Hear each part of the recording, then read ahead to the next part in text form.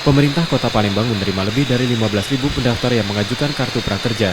Program tersebut untuk pekerja yang terkena pemutusan hubungan kerja PHK atau dirumahkan akibat COVID-19. Penerima manfaat kartu prakerja adalah warga yang terkena PHK, baik perusahaan sektor formal dan informal. Program juga berlaku bagi pengusaha UMKM yang turut terkena dampak ekonomi pandemi COVID-19. Mengenai kartu prakerja yang saat ini dalam arti bantuan dari pusat, kita masih menunggu arahan bagaimana supaya nanti seluruh kartu prakerja ini bisa kita serahkan.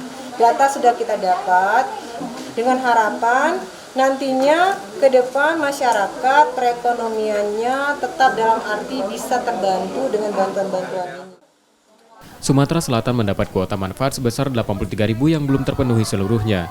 Setelah pendaftaran, tiap peserta akan diverifikasi secara daring.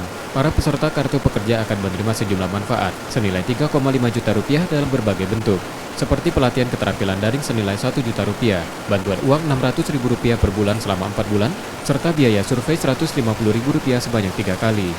Dengan program ini diharapkan warga yang terdampak dapat tetap menjalankan hidup. Rizky Nurmizan, Kompas TV, Palembang.